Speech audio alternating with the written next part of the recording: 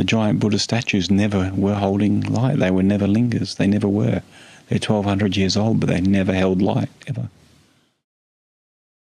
So this is very simple, isn't it? It's just here now, as some of you guys won't know, I was overseas at various temples and everything in Japan, looking around, and in all my travels and all the temples, not once did I find a Buddha field or anything even close to it.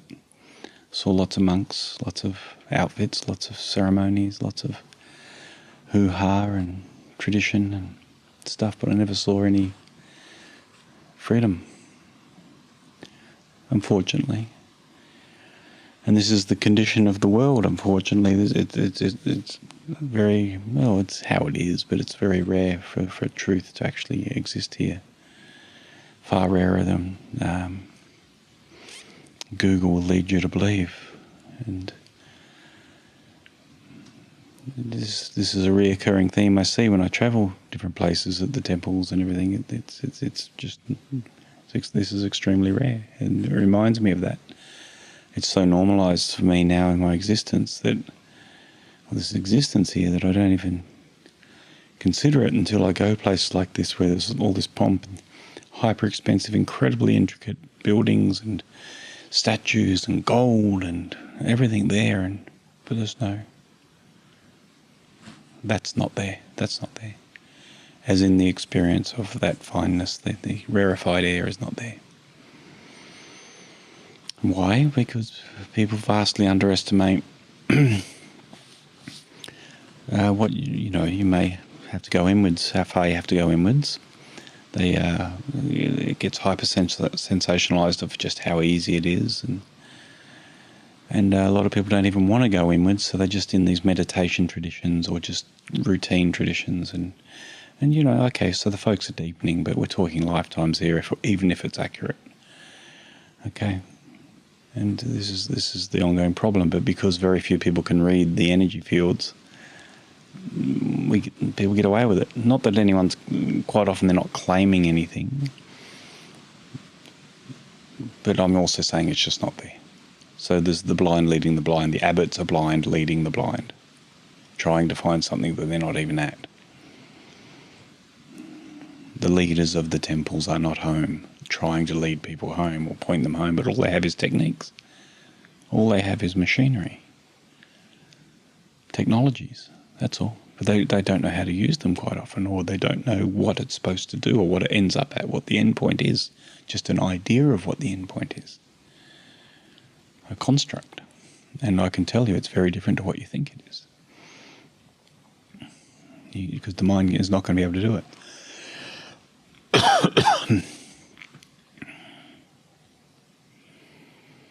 And so it's the same thing I see over and over. It doesn't matter where I go.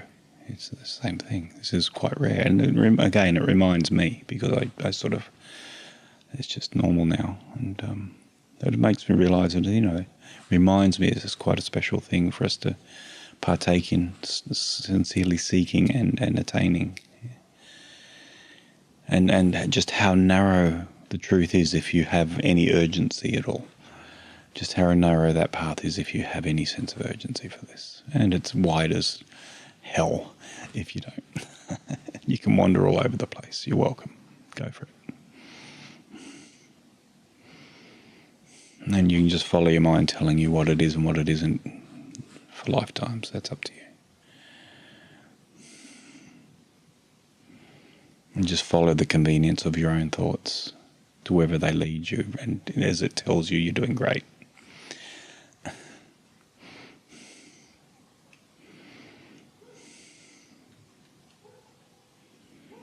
And as I say, there's so much sincerity in the Seekers and some of the Buddhists. They're just so sincere.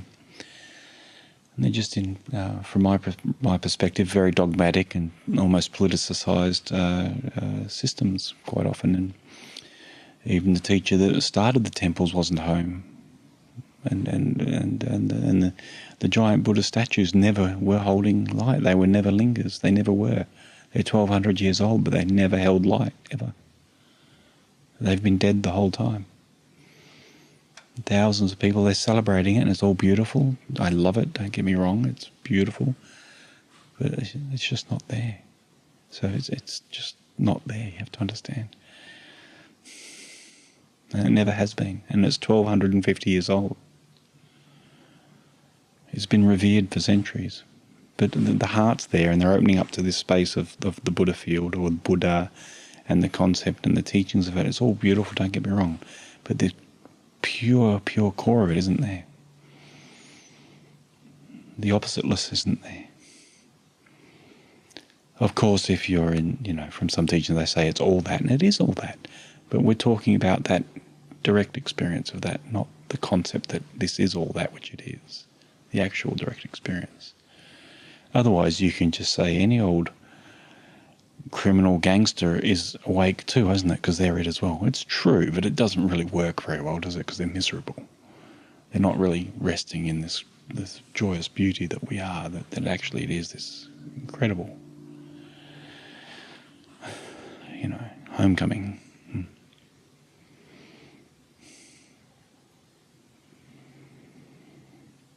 It is a homecoming. That is your home. That is what you are. It's not an idea or a concept.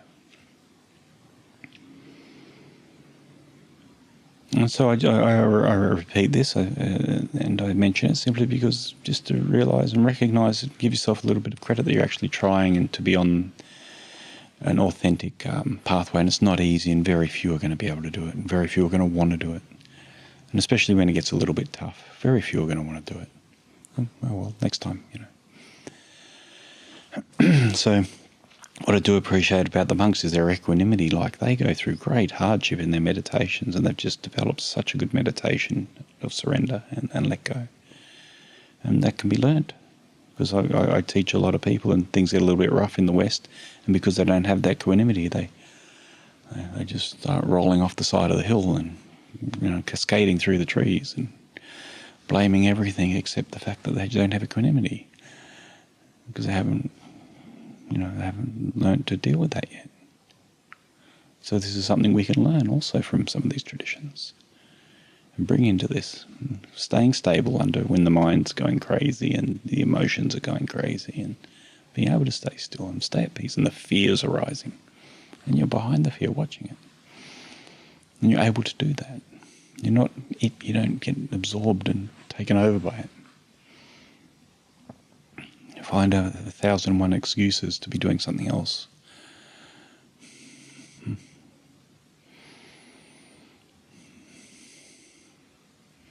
But the same people doing this for a long time in certain traditions, they get so locked and culturally bound into the tradition they're doing that even if it's not working and there's evidence it's not working, they won't change anyway. They seem to be locked in. And they can't see, they can't smell the essence, the fragrance. They don't know how to. They've never seen it. They've never smelt it. But they've read about it, they know all the chants for it, and they know all the information, but they don't actually know the taste of the sugar. And so to have that experience and get to know that space, and your cellular structure gets used to it, and it starts to want it and crave it. So that craving, the one craving worth having, will override the difficulties and the opportunities to run. This can override it because you know how beautiful it is, and it's your direct experience. It can be a huge advantage.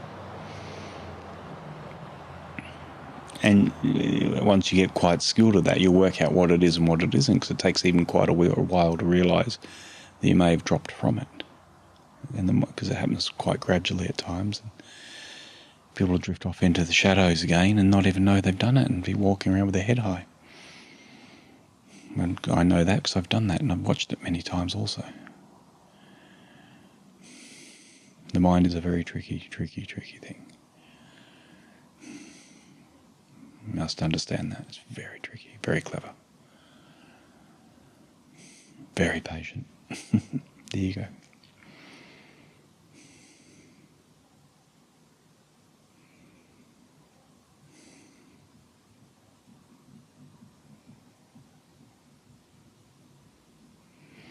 I was saying to somebody earlier today, just in a general conversation, it's just that, the waking up path is like going to a casino But, a casino like has a 1% or say 2 to 3% leaning in their favour over time. If you spend enough time there, you're going to lose your money, right? It's in their favour very gently, very slightly.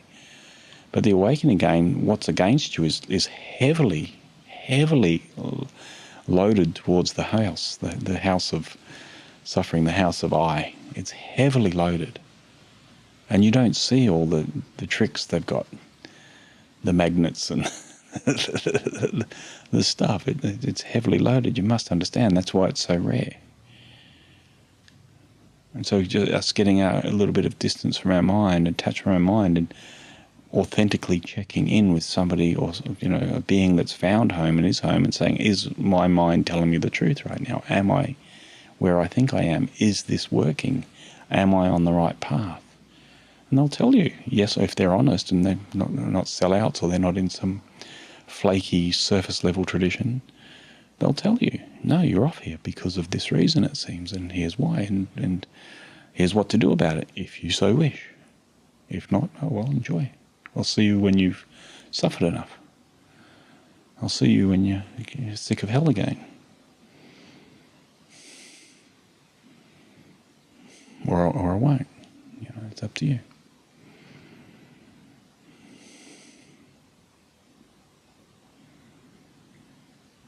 Very simple, really, isn't it? I mean, you can't actually give the teacher anything. When I was travelling, this one young guy asked me what I do, and I sort of ducked the question a lot, because people can understand, and if they do, most Westerners get their back up and they want to compete and tell you how wonderful they are. So I don't really say much usually. And he asked me all these questions, and asking, and I gave him the answers. Then he went to a website and said, "Oh, I've probably said too much." He goes, "Oh, it's advertising." It's like the guy basically sucked the information out of me, then accuses me of advertising. And this is it's just the madness. It's like, I didn't even want to tell you. You sucked it out of me. And then you accuse me of advertising. This is just dealing with such stupidity all the time. It's just disheartening to even want to teach anybody sometimes. Like, as if I want you there, have this level of stupidity. Having to deal with that. No, you're not ready. You can't even come in the door.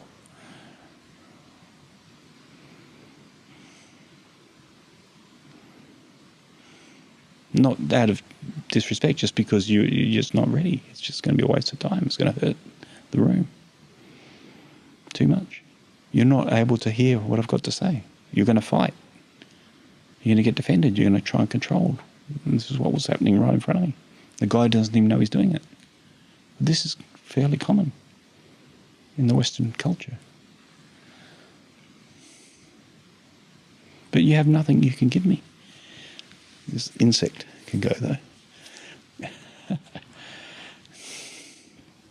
There's nothing he could give me, but he thinks I need something from him. This is the stupidity. This is the mind of a pauper, of a selfish person.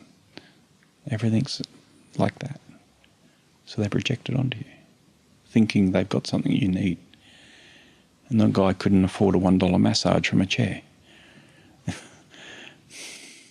Because it's a poor mind, see.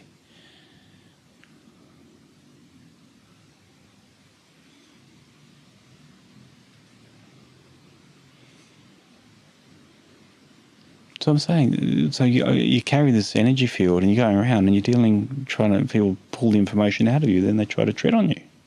You're just trying to serve the world.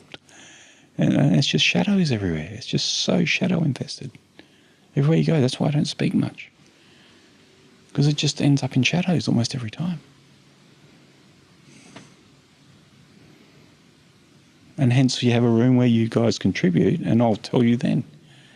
If I give it to you for free, you'll probably get attacked. Because now you've hired me to do it. It creates a safe space for me to even speak up and tell you where you're being a buffet.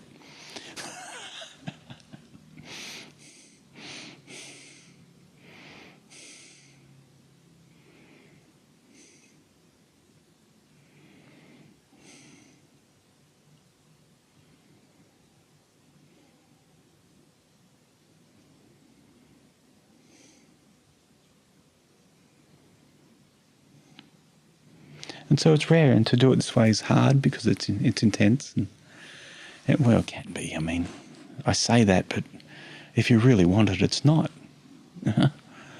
If you're really serious about it and sincere about it, it's not that hard, in my opinion. That's what it's like for me. When I got really sincere, it was quite easy. It was like, what's next, and just feel it completely and go to the next bit. But I saw for others it was very hard, and I see that a lot, so I say that. But for me, I was serious about it. It's, I think if somebody's trying to win a gold medal in the Olympics and they hate the sport they're in, they don't really care about the gold medal, it's probably going to be a very horrible journey. But if you love the sport you do and you love the gold medal, well, it's going to be easy, isn't it? You just love it.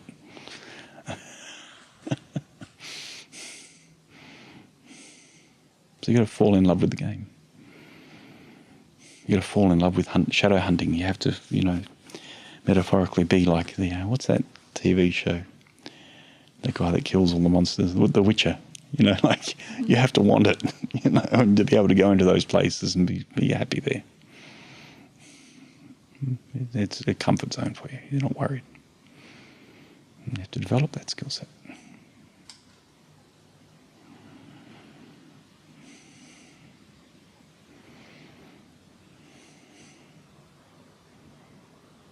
I'm not trying to paint it blacker than it is. I'm just saying that sometimes things get hard. It's so's life, right? Life's bloody hard.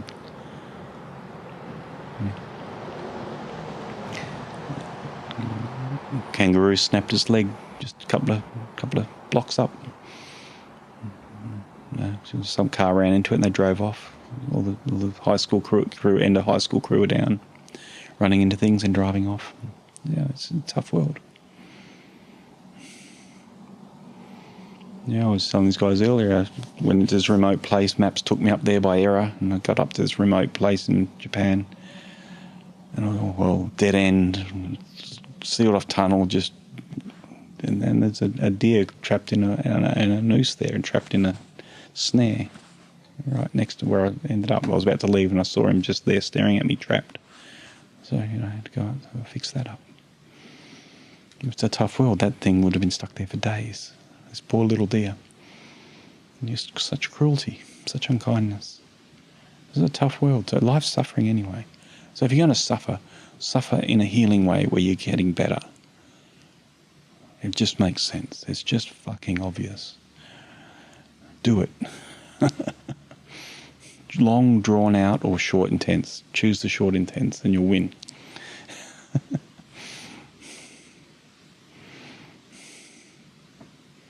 It was obvious to me. I knew, I can go through really short, intense, dark nights of the soul and just know I'm going to come out of them eventually if I just stay there, and then I'm going to keep healing, and at some point that's going to end. Or I just have this there's an old poem about it. One of my early teachers used to say this, this slow ongoing death that many people call life is just this slug of getting through it, wondering what the hell's going on. That's hell. This is freedom. This is the way to freedom. Big difference. And look, some people do have reasonable lives, don't get me wrong. I see people living reasonable lives that are okay, manageable.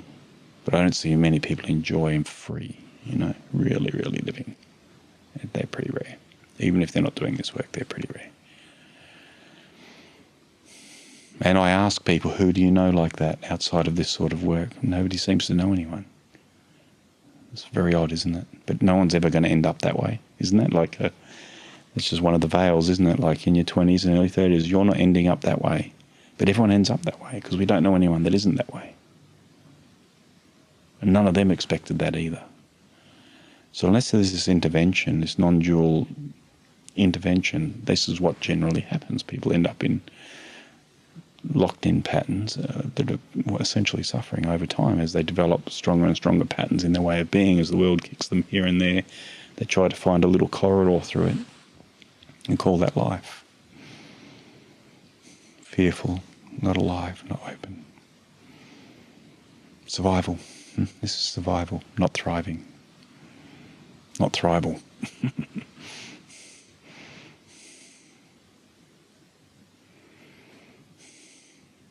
So this isn't about surviving, it's about living, and living true in your truth. Finding out what you are. And it's beautiful. Thank goodness, it's incredible. What if it wasn't that way? So it's ultimately good. It's ultimately beautiful. Right? The deep is very beautiful at the deep levels. It's benevolent. That's all good news.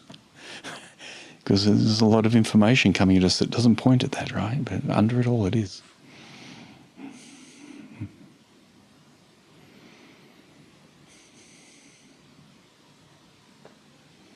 It's not this neutral dead space, it's vibrantly alive.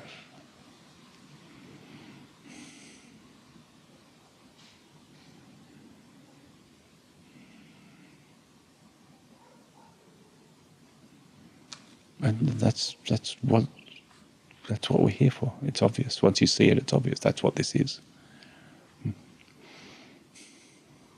That's not a game, it's the game. It's not an option, it's ultimately at some point for everybody, at some incarnation, it's the game. But it just takes a certain intelligence to see that and understand that. And then another certain intelligence and courage to pursue that. And then even more refined to really pursue it. Although there's nowhere to go, pursue your deepest inner, really, right? Dive in the deepest. But you might have to go out into your history to see what's blocking you. So, and a lot of your history you don't even remember. It's just stored in your cells, and it's your genealogy's history, and the culture's history, and the Earth's history, and the solar system's history, and the galaxy's history. It's all here. It's all within you. And yeah, you're it.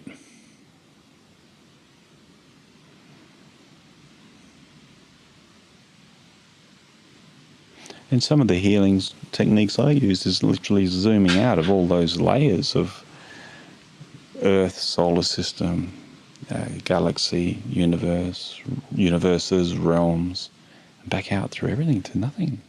And I would feel the different pains and lock-ins at the different levels going out. You would feel them in the system. I'm talking from experience here. That's why I'm saying this. And as I was going through each section, I would feel the different maneuvers in the body or releasing in the body. This is advanced level stuff, but that's what would be happening. That's why I would do it until there was nothing.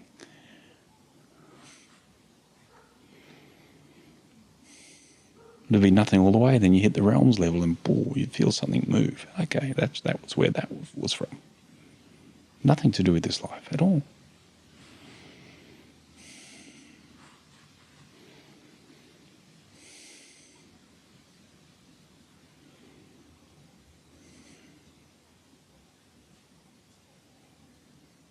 We're interdimensional in that way. If we want to break things into slices, we have to accept that there's interdimensionality going on within every one of us. We're not just here as this, and science is agreeing with that right now.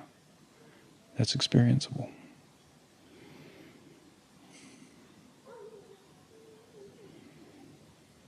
This may be the mirror of another place. Yeah.